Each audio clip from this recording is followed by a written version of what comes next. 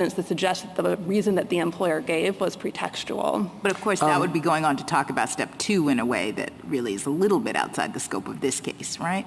We simply think that in remanding to the Sixth Circuit, because Ohio on these facts the Court of Appeals has already held, has satisfied its step 2 burden, it would be appropriate for the court to say that the Court of Appeals can proceed directly to step 3. Thank you. Would it be the rule that the Sixth Circuit applied was apparently based on an intuition about the way in which most employers behave, and maybe it was sound at the time when McDonnell Douglas was decided. Maybe, as some of the amici have argued, it's no longer sound today. And suppose we say that that was an error. Would it be permissible for a court to transport that same notion into the subsequent steps of the McDonnell Douglas inquiry? In other words, in taking into account whether there's sufficient evidence to get by summary judgment, can a court take into account the race of the decision maker and the race of the plaintiff? I think it's important to distinguish between 2 ways that a court might take race into account.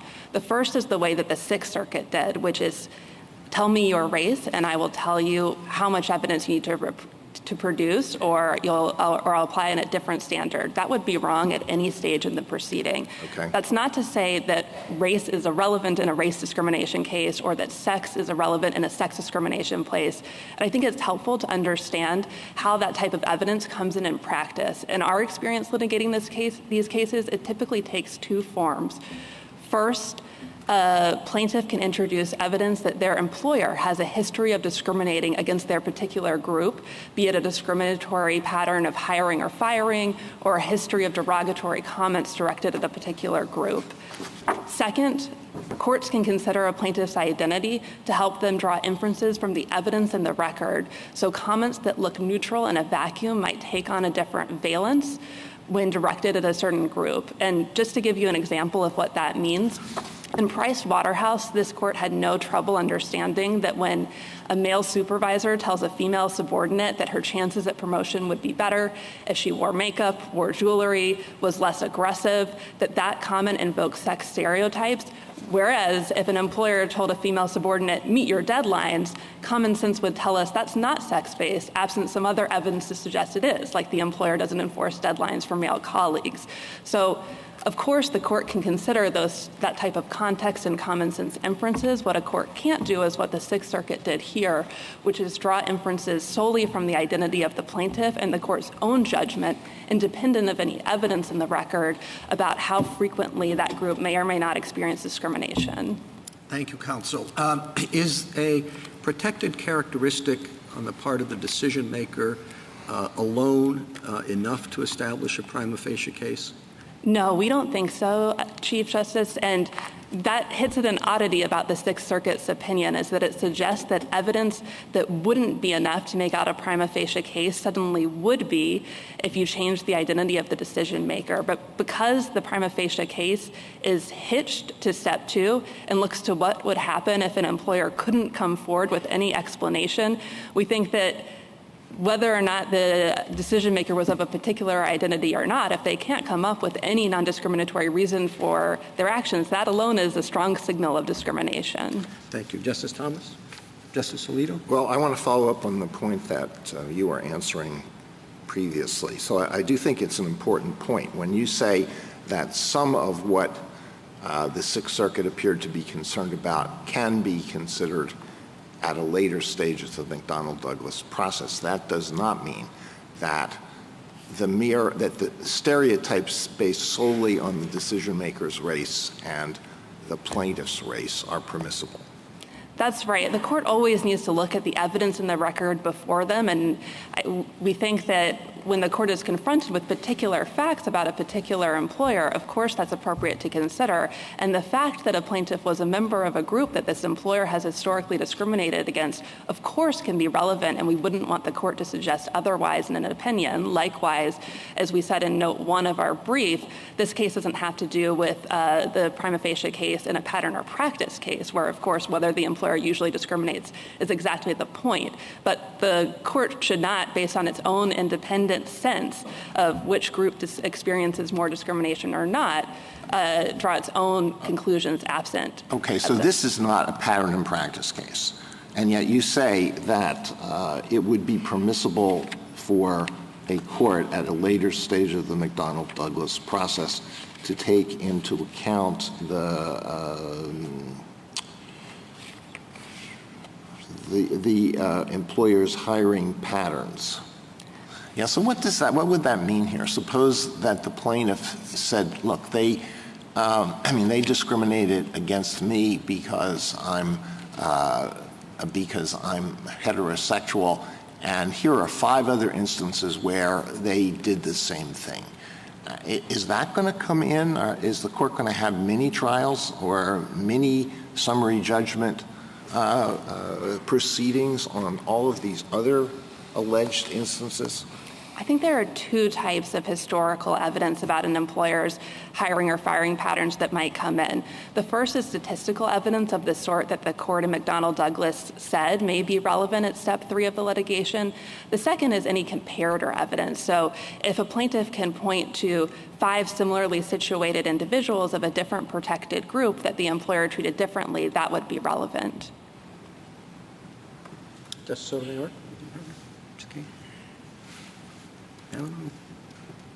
Justice Jackson? Okay. Thank you, counsel.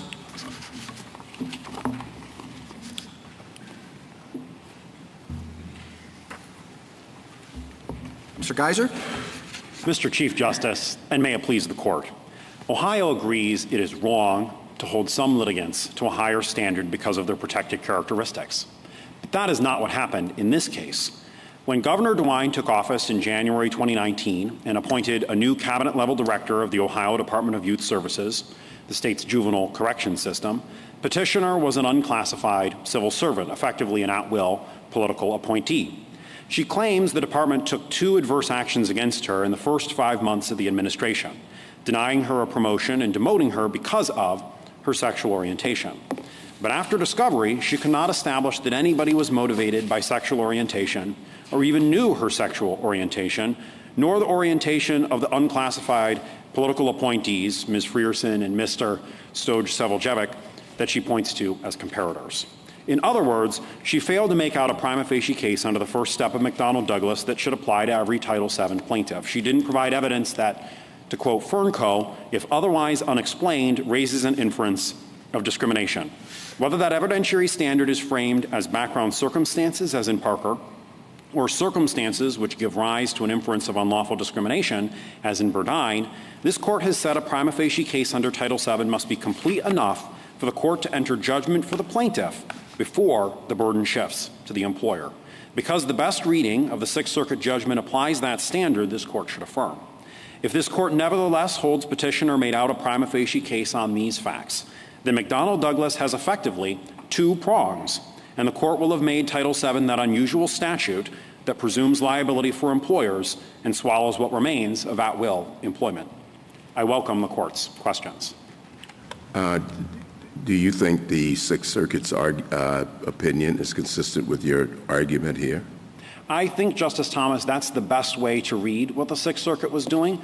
My friends on the other side have language they can point to about additional or higher burden that we think this per curiam shouldn't be scrutinized on that level. But it does say that if the petitioner were of a minority, a different group, that the additional burden would not be necessary. So how's that consistent with your argument?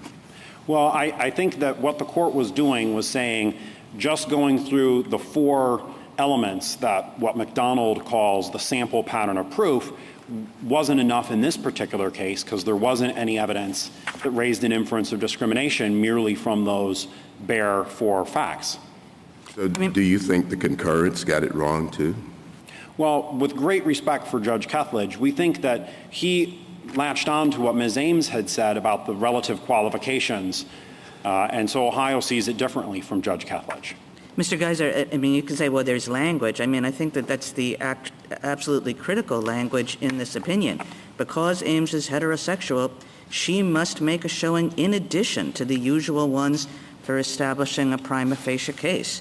And then it says, you know, Ames's prima facie case would have been easy to make had she belonged to the relevant minority group, here gay people.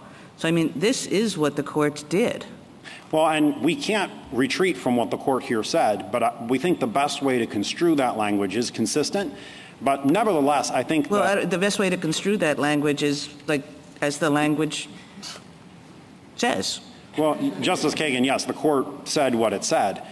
The important point is the prima facie step that this court has laid out needs to be complete enough before the employer has any burden under Title VII to show an inference of discrimination. You agree that those passages are wrong? We're not defending the exact language there. This per curiam, we asked for... the exact language, or you're defending something like that language? I mean, it's a little bit of a peculiar situation, isn't it? Because this is what the court said, and you're up here, and I don't know exactly what to make of this. Do you think that that's right, or do you think that it's wrong? I think the idea that you hold people to different standards because of their protected characteristics is wrong. And if there's any upshot from this case, let reverse discrimination completely fall out of the Federal Reporter. So you agree with Petitioner and the Solicitor General on that major premise point. But we don't Which is the question presented? Well, we think that the question presented here is what must a plaintiff do to show at the prima facie step that there's an inference of discrimination? And we don't think Ms. Ames did that, and we think that saying that what the United States says, that just eliminating the two most common reasons... That could be all sorted out on remand, right? I mean, all we have before us is really what Justice Kagan was reading, I thought. Well, our argument is that this court reviews judgments, and the judgment was correct. I think that everyone here agrees that everyone should be treated equally. All right, so what is that treatment? What must a plaintiff do in your view? So under Reeves, this court said, provide enough evidence that there's an inference of discrimination. This is also footnote 7 of Burdine, legally mandatory presumption of discrimination.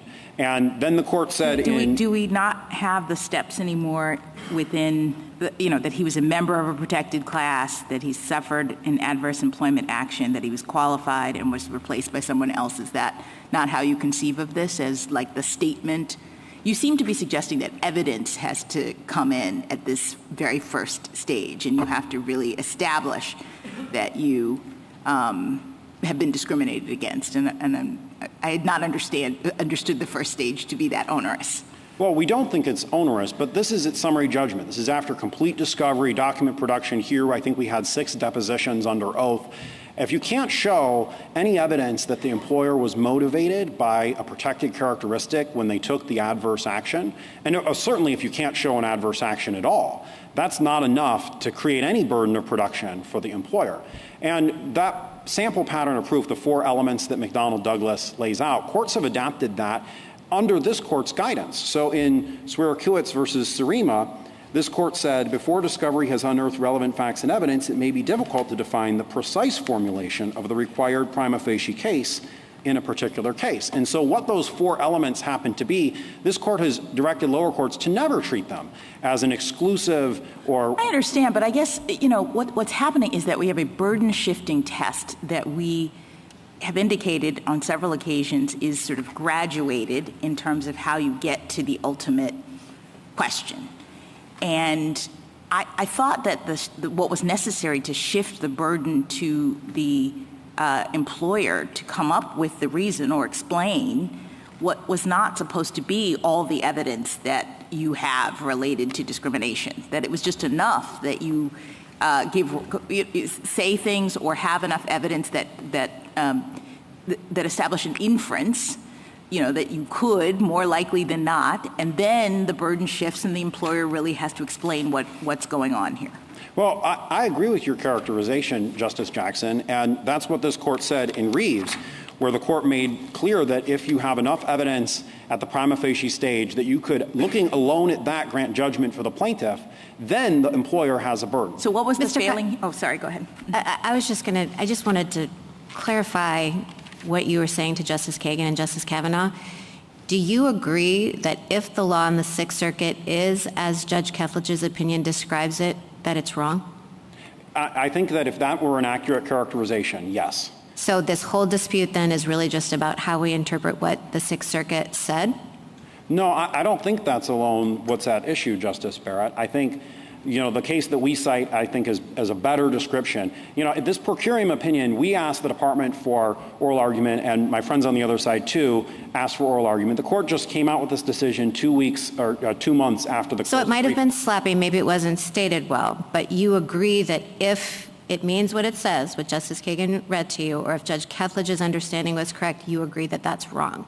We agree. Ohio agrees that it's wrong to treat people differently. So if we said someone like Ms. Ames, who is a member, it doesn't matter if she was gay or whether she was straight, she would have the exact same burden and be treated the exact same way under Title VII if she sued as someone who was gay and argued that they were discriminated against under Title VII. Same. I think that she should have the same burden, and that the best reading of what the Sixth Circuit Well, no, did. I'm just asking you what you think of the statute. So that is what you think of the statute, and same for someone who brings a race discrimination, someone who brings, a woman or a man who brings a sex discrimination suit on the basis of a discrimination against the basis of sex. All of those, you agree that the court should apply the exact same burden, treat them the exact same way. We agree with that, Okay, Justice thank Barrett. The only thing I would add is it can't simply be the tick through the mechanical rubric and then the employer has the burden to disprove liability under Title VII. That's inconsistent with the text of Title VII. And we think what this court said, I would point the court to page 3 of my friend's reply brief. They cite this per curiam, this unpublished decision from the Third Circuit that really re-articulates what the United States says at page 20 of their brief.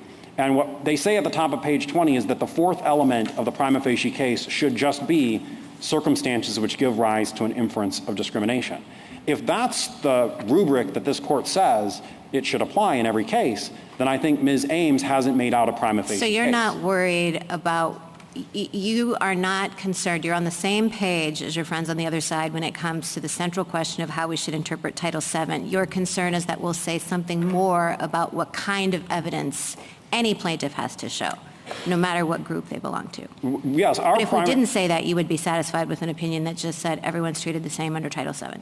Well, I think that courts could be misled by hearing that basically the prima facie case, as the National Employment Lawyers Association explicitly asks for, doesn't really play a factor in McDonnell Douglas. McDonnell Douglas is a judicial gloss on the statute that is trying to make it easier for plaintiffs, but it's not such that the burden is always and everywhere on the regulated party. The Title VII standard still requires the plaintiff to make out the burden of proof. Sorry, why is it so hard on an employer to just say why they didn't hire someone?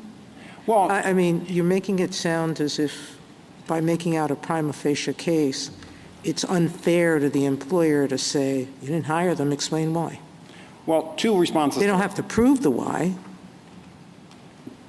Yeah, two responses to that, Justice Sotomayor. Number one, the text of the statute allocates the burden not to disprove liability, but to prove liability. And so the prima facie case needs to be a complete case enough at that circumstantial stage before the employer has a burden under the text. And then secondly, doctrine.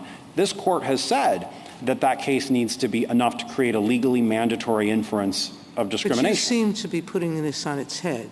You seem to be saying that they have to be able to win the case on the prima facie evidence. That's what you're suggesting. Because what Judge Kethledge basically said, you have a situation here where she alleged she was a member of the majority group, she was 20-year employee, great reviews, and then all of a sudden she's not hired, and someone's hired who's gay, doesn't have her level of college experience, and didn't even want the job. It's something suspicious about that. It certainly can give rise to an inference of discrimination.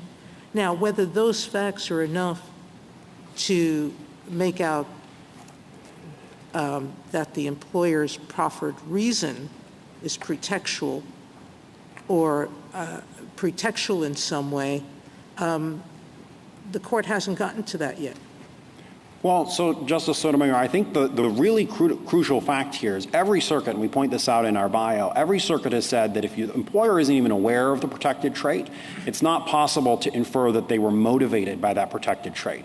And that doesn't come in at prong 2 of the McDonnell Douglas burden shifting. You don't have to disprove the negative. It's the burden on the plaintiff at a very minimum to say they knew about your protected characteristic. And what the evidence here showed was that no one knew Ames or Frierson's sexual orientation. The petition appendix at 32A, the district court made a factual finding that has not been appealed here, that no one knew Ms. Ames' sexual orientation at the time of the relevant employment decisions. And Director Geese testified that he did not know Mr. Stojcevelek was gay, even though others may have suggested that in the record to other people, and that's at JA 46 and 48. General, I guess my reaction to a lot of what you're saying is this. You say you agree with your friends on the question that we took this case to decide. The question presented is whether a majority group plaintiff has to show something more than a minority group plaintiff. Here, whether a straight person has to show more than a gay person. Everybody over here says no. You say no, too. That was the question that we took the case to decide. And now you're asking us to opine on various other aspects of how the McDonnell Douglas test works, what we should think of the first step as doing, then what we should think of the second and third steps as doing, that are, really not intertwined at all with that question. Whatever McDonnell Douglas does, it does for majority group plaintiffs and minority group plaintiffs alike, is all that we have to say. Why shouldn't we approach the case in that way? Well, I think there are two responses to that, Justice Kagan. First of all, while we all agree that everyone should be treated equally, we don't agree about what that prima facie step actually looks like. Yes, I know. That's exactly what my point is. But that's orthogonal to the question we took. So, I mean, why would we use this case, which is about whether a majority group plaintiff has an extra burden, to opine on a range of things that have nothing to do with that question?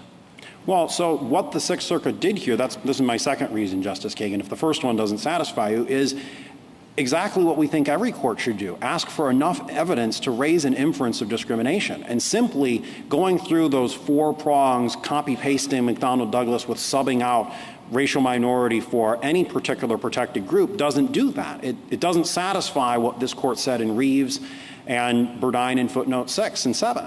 And so our thought is, the court should still affirm, because what the Sixth Circuit's judgment did here is what we ask every court to do at the first step of McDonnell Douglas. Even if we agree that saying that an additional burden is a mischaracterization of what this court has said in the past. Mr. Geiser, I guess maybe another way of coming at perhaps the same question is, what would be wrong with a judgment holding that everybody is treated equally at the first step of McDonnell Douglas if it applies at summary judgment?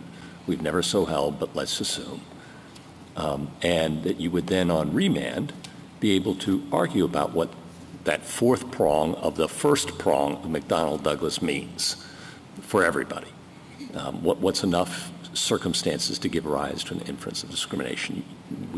We wouldn't say anything that would prohibit you from making these arguments to that court in the first instance. And normally, of course, we are a court of review, not first views. Justice Ginsburg would like to remind us.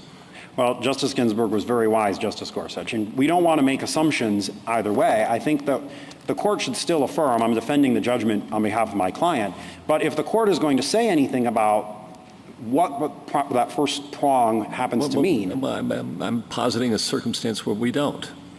Affiant saith not anything about what that first prong means, other than to say it applies the same to everybody.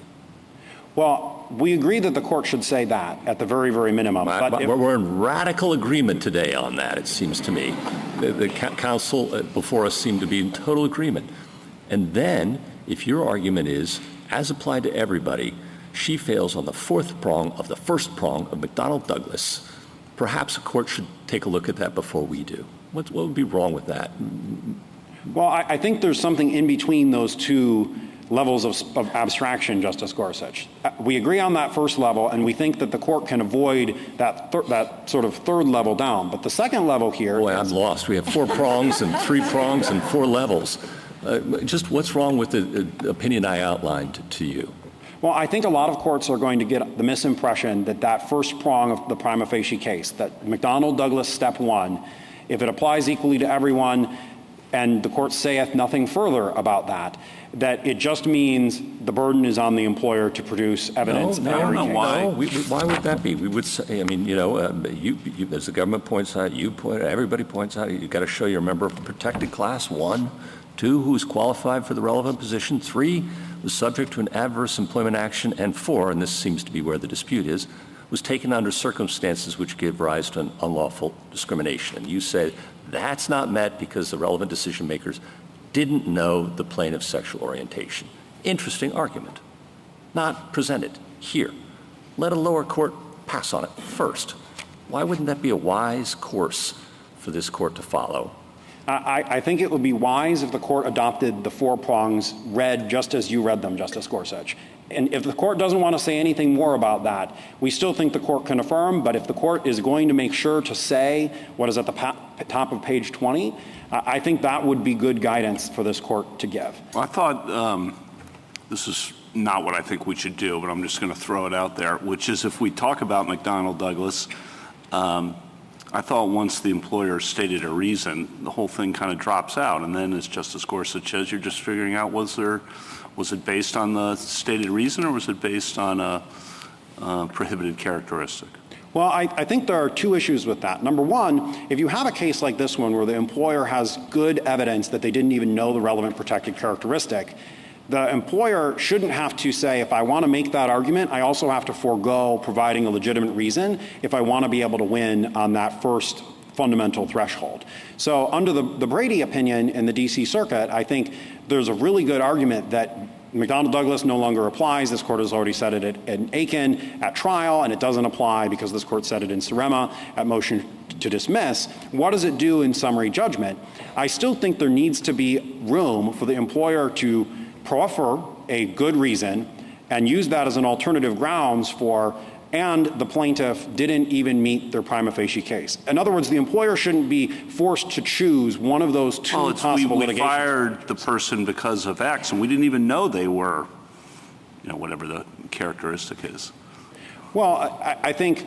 I mean, I don't know if calling it prima facie, I'm far afield, but, as you're aware, I don't think that's very useful to how to figure out these cases once the employer has stated a reason. So I'll leave it there, though.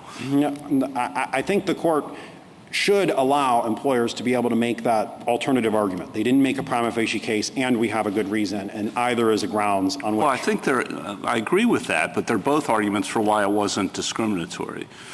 I think that the decision to fire the person was not based on their sexual orientation or their race or what have you. It was based on something else.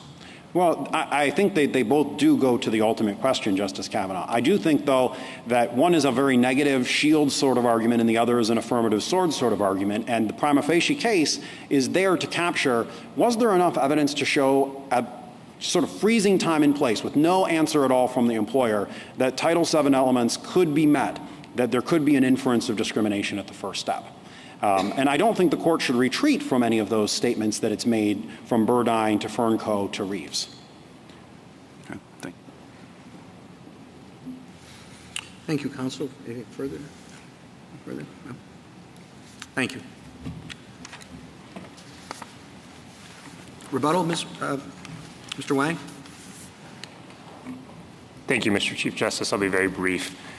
I just want to conclude, I think, with several members of the court have talked about this theme, and it's actually something that my co-counsel, Mr. Gilbert, and I talked about when entering the court this morning, which is, I think, what this case is all about.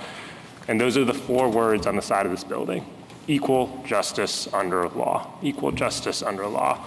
Now, I know that sometimes we don't fulfill that promise. I understand that. But at the heart of this case, at bottom, all Ms. Ames is asking for is equal justice under law. Not more justice, but certainly not less. And certainly not less because of the color of her skin or because of her sex or because of her religion. We're simply asking for equal justice under law because I think that's what Title VII says, and I think that's consistent with what this court has held in numerous cases, and it's consistent with Congress's intent in passing a civil rights law to protect the civil rights of all Americans. Thank you, counsel. The case is submitted. The Honorable Court is now adjourned until Monday next at 10 o'clock.